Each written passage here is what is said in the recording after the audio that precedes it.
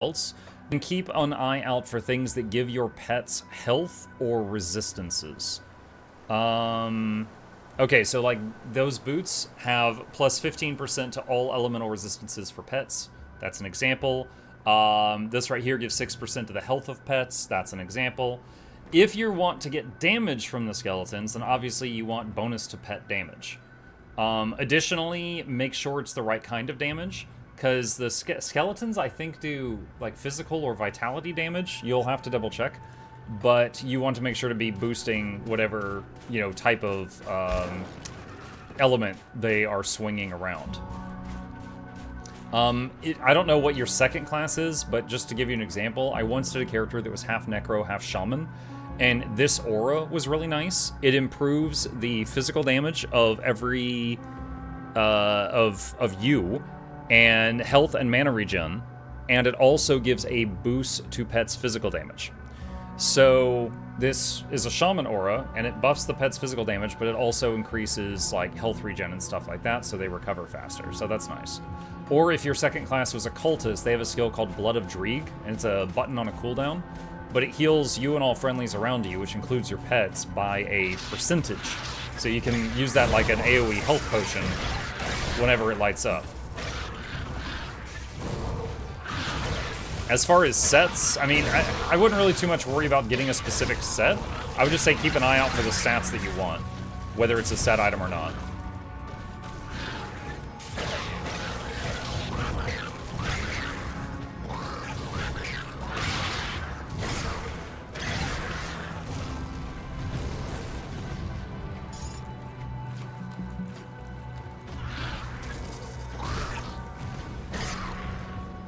If I remember correctly, the big one has an interval.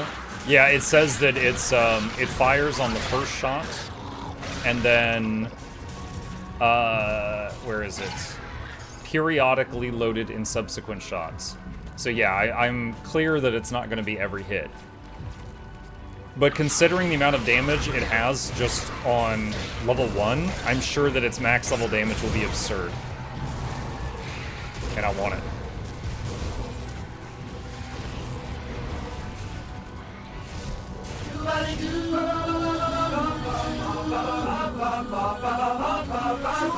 What's up, Nog? We were talking about Warframe earlier. You might have been interested in that conversation. That video has blown up, and I had 1,500 comments today, and I've been going through them for hours just trying to respond to people who hate me. Fortunately, that was the minority of people.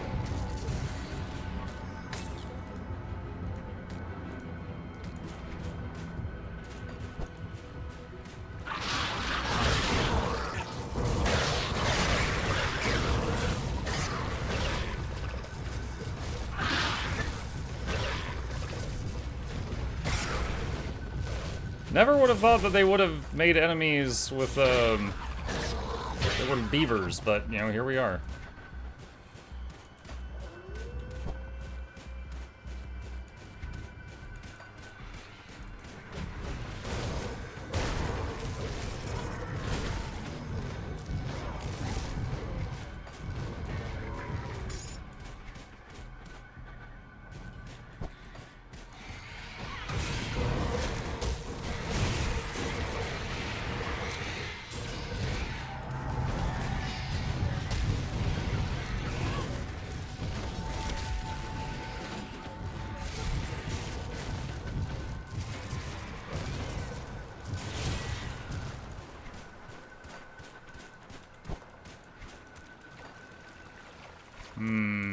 Hoping I didn't miss one of the rock feathers. I was supposed to find 3 rock feathers, and I found 2.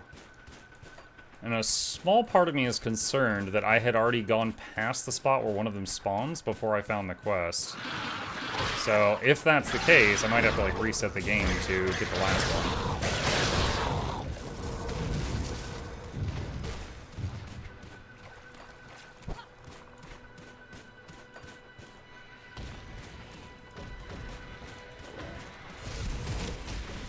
Matriarch.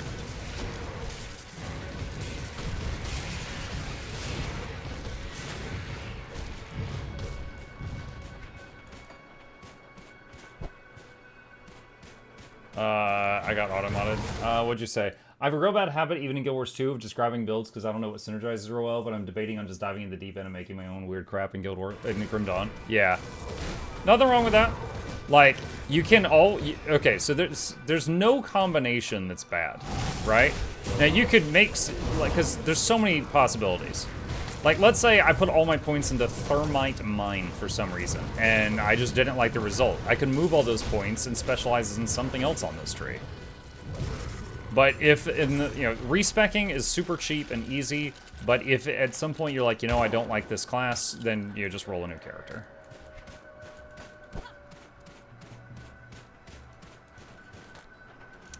More lore. Alright. Reynard's Notes, Entry 2. The parchment is quite old and faded by time. Our progress continues at a frustratingly slow pace. Each morning we wait as our guide consults his gods on our best path forward. I am no closer to achieving my goal than when I left Friendly Lands weeks ago. Even with my untrained eye, I have spotted numerous signs of civilization. Path markings, small sites of worship where offerings are made to unknown gods, remnants of temporary camps, yet Bjor continually steers us away from the beaten path. He forces us to hike along the banks of rivers or pick our way through the flooded bogs, all while claiming the hewn paths, which are obviously made for human conveyance, are too dangerous to travel. 2 nights prior, Bjor berated and threatened my assistant Buxley for attempting to fell a small tree to use for firewood. When I questioned him about it, he would give me no reason, saying only that we must not cut any of the trees along the river's edge. As soon as we reach civilization, I plan to hire a new guide and leave before Bjor can follow. Wait, I notice Slain Kura.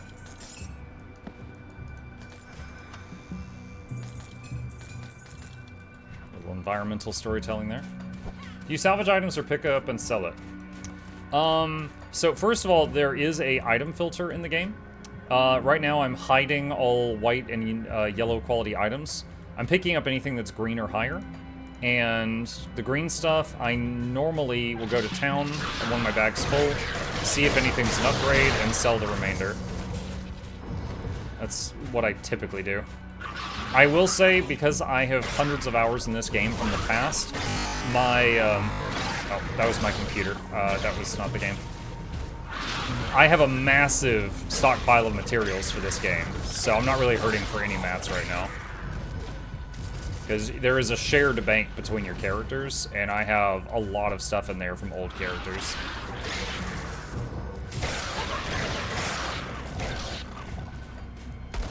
Oh, nice. Okay, we got the last rock feather. Good, good, good, good.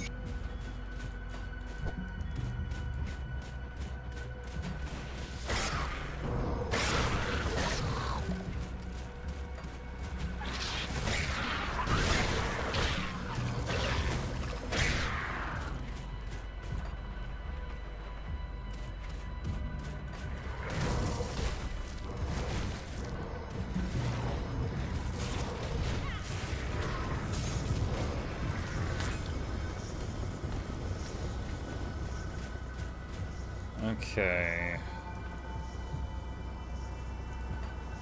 Do I need to, hold on, let me use this teleporter here.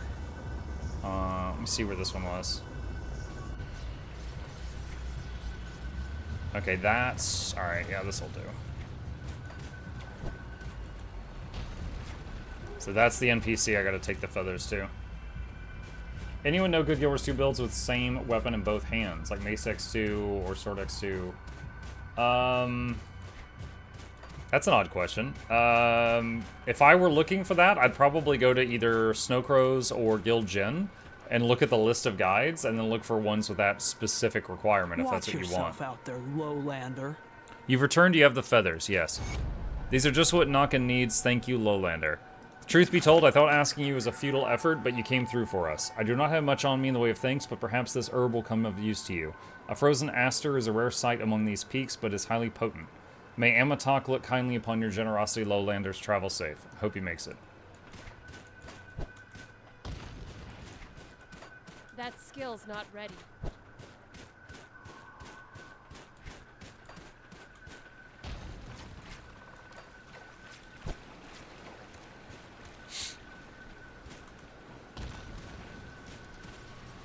Okay, back to the portal I made.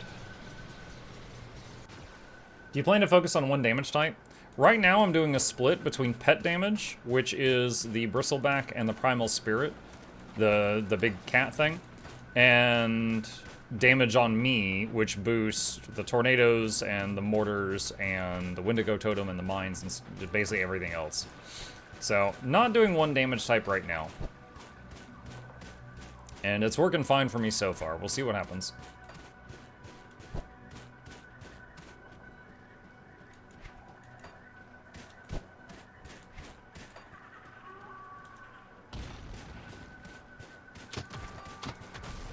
Skeletons.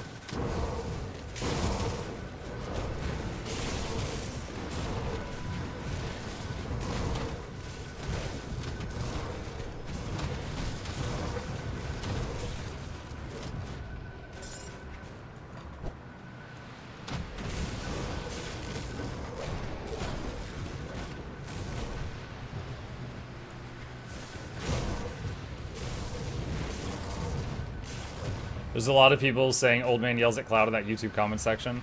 I think I saw 2 or 3 of those. And I thought it was odd. But, like, it is completely true that I went through and I pointed out everything I thought was wrong. And someone in the comment section even said this sounds like a QA report. And I replied and was like, you know what, I used to work in QA. Maybe some of that bled through. Completely valid. And we kind of just had a laugh about it. But at the same time, I also stress like a million times, like, I'm having fun. I'm continuing to play it, but yeah, I mean, people watch my YouTube channel because they want to hear my thoughts on stuff, so I was sharing what I was thinking. Like, this could be better, or that could be better, or yada yada yada. Blood and ice.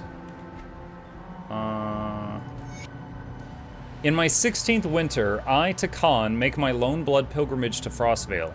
It is only the second time I have performed the rite of blood and ice, but I am proud that Algir feels I am ready to do it alone. Proud and heavy with burden, for I feel my father's gaze upon me.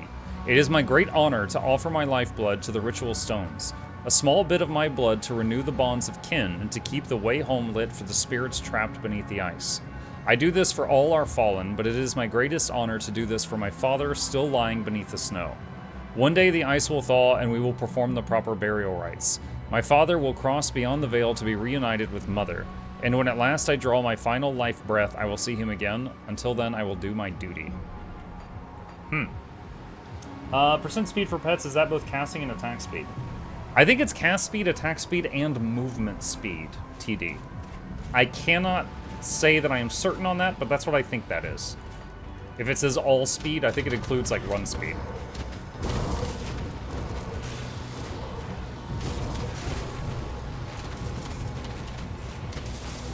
Hey, look, it's the Tree of Birds. How are you today? Hi, Bertrand. Oh, man. Visibility is quite poor right now.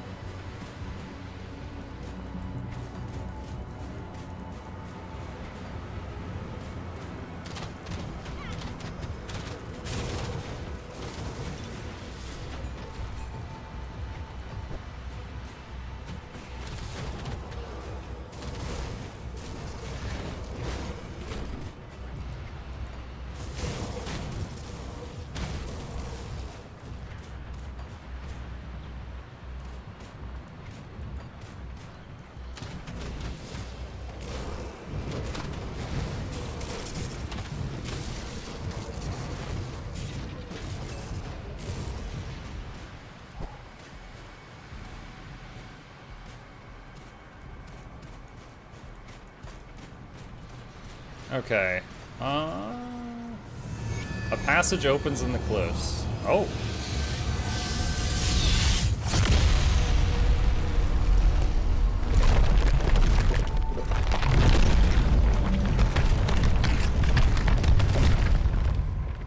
Wow. They didn't have to go that hard on that animation, but they did. Why is your health glitching out? Things were hitting me. There was a lot of skeletal archers there. They were shooting me.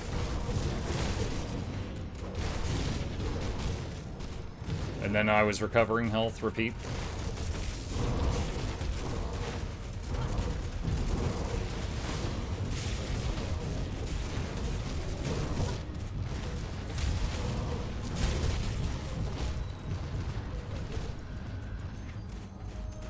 Hey, Al. Hey, Esper.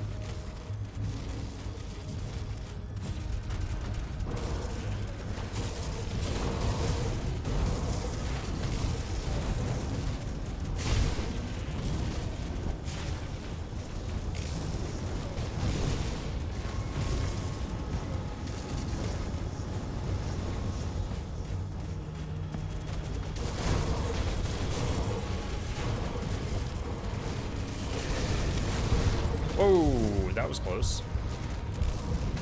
Lost most of my health there.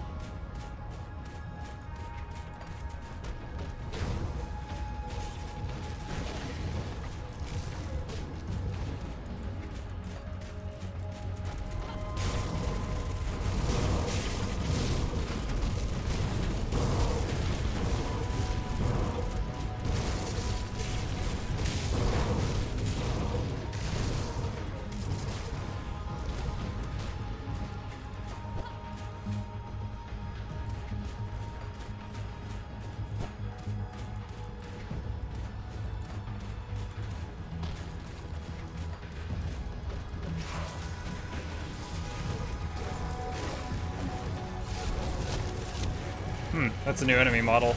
It's like an icy version of my bristleback. This is a lot.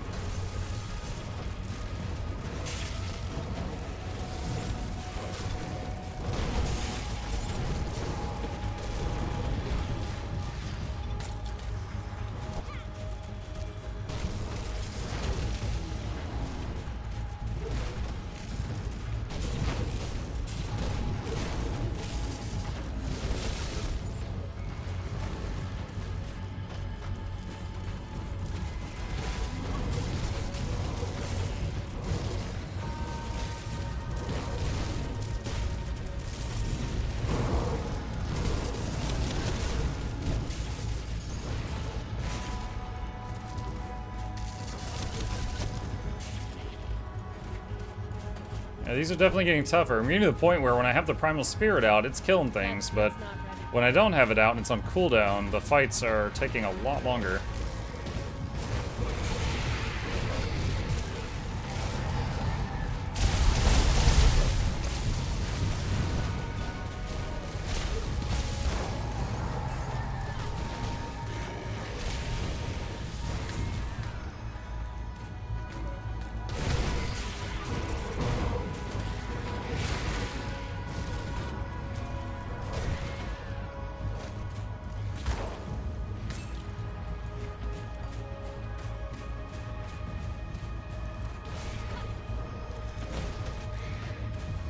Never seen this game before. It looks like Diablo.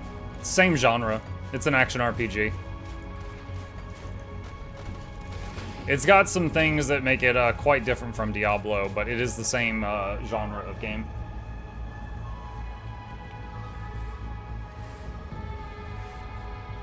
Hey, Broken.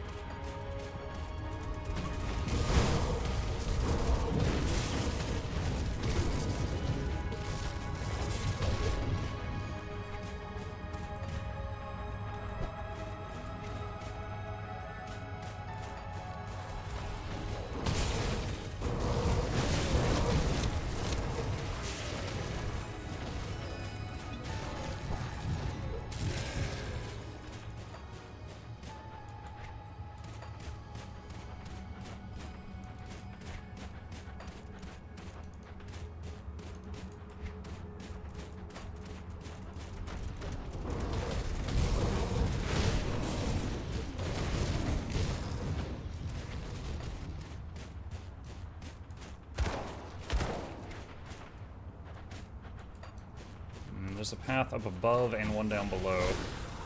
White Frostbringers. So we found more undead.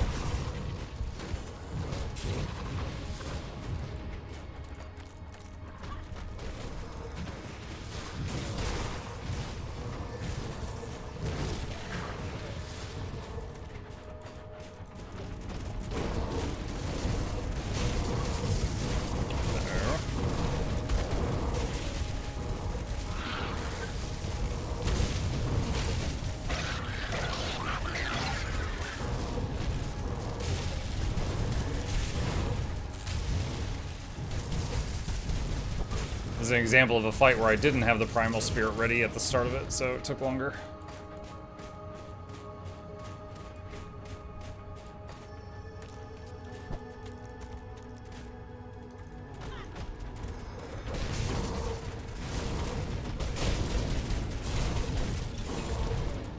Can't do that.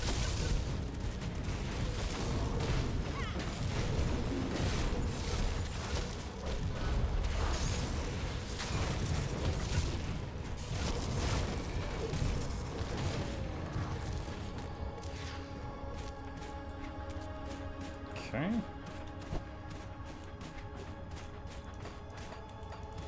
Alright, we found a lore page a moment ago. Reynard's Notes, Entry 3. The parchment is quite old and faded by time. I grow more suspicious of our guide as the days pass. Though I am unfamiliar with the lay of the land, I am quite positive our intended destination, a citadel named Kernhold, was northwest of Fort Icon. Yet by my calculations, we continue to travel due north along the river's edge. When I confronted Bjor about our route, he refused to address my concerns and was quick to point out that I have very little experience in the wilds, a fact I cannot refute. Worse yet, my assistant Buxley wandered off in the early hours of the morning. I suspect he intended to bathe himself in a nearby stream, as he left his furs in a heap near his bedroll. I certainly can't blame him. It has been several days since I have bathed, and I fear the scent of these putrid furs may never wash off. Unfortunately, it seems he has gone and gotten himself lost. I fear for the boy, as his nature is softer even than my own. Ever so helpful, our guide Bjor refuses to search for Buxley, claiming the gods forbade us to leave our path or some such foolishness. Even now, as I have ordered us to hold in camp until Buxley's return, Bjor grumbles and curses, cutting me down with his eyes as he sharpens his weapon. His weapon, which I had not noticed before, is nothing more than a humble stick. A stick which he insists on sharpening daily. I once observed him using his teeth to peel pieces from it, until he caught me watching and resumed the task with a jagged rock. These are strange folk indeed. Though I hope not to leave Buxley behind, we will soon continue our journey. I must reach Kernhold so that I can complete my task here and return to the comfort and safety of the Empire. Hey Muck, I'm debating on getting Living World for Guild Wars 2. It's my first time I'm looking for them. Is there one I should get over the others? What's up, Manic? So there's everyone gets Living World Season 1 for free.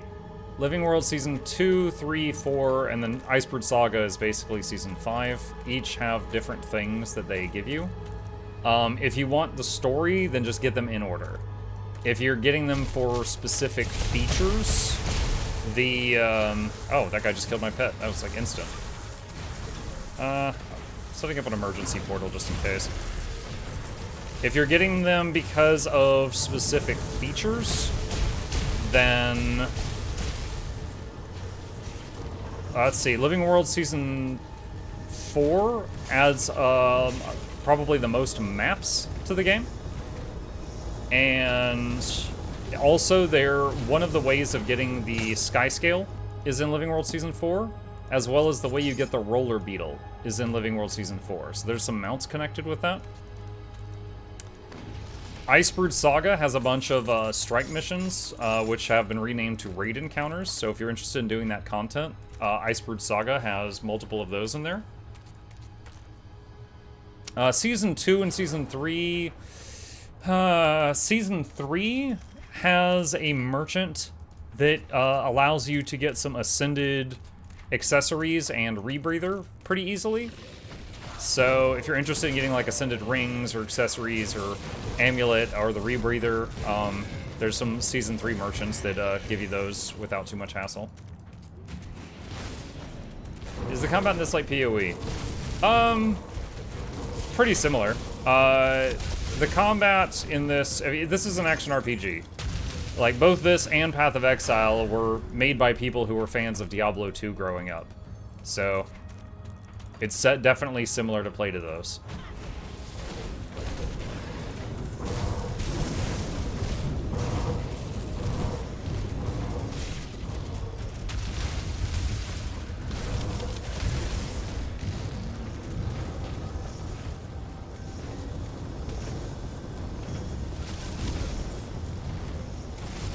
Is it fast like PoE? It does not... Okay, so you know how endgame PoE is like teleport, clear the screen, repeat? It does not get that fast. It can get pretty fast, but it's not going to be like that.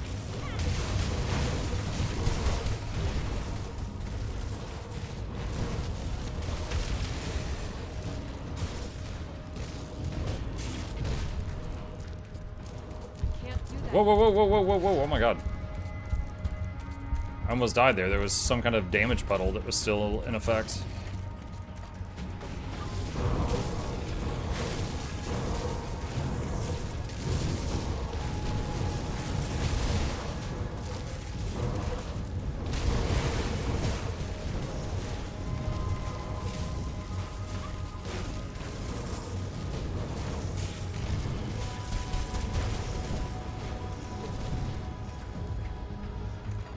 How's the expansion so far, the campaign?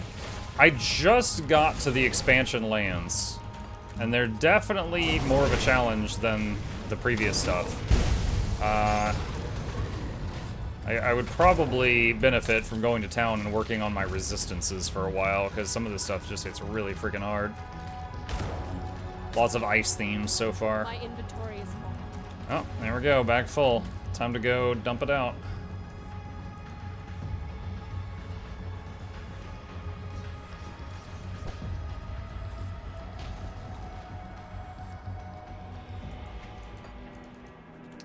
Deposit materials to the bank. I'll give you a good price on what I've got left. All right, what have we got here?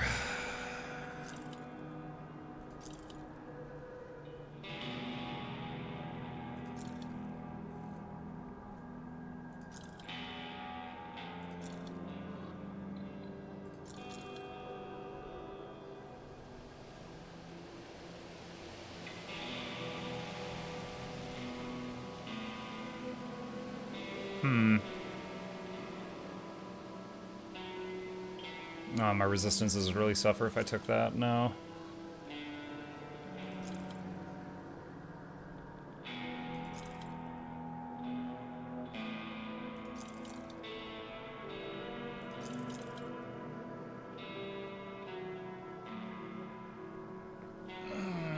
This has some nice modifiers on it. Huge boost to fire, lightning, burn, and electrocute damage. 4% skill cooldown, but I lose +1 to all demolitionist skills, which I think is more powerful than that.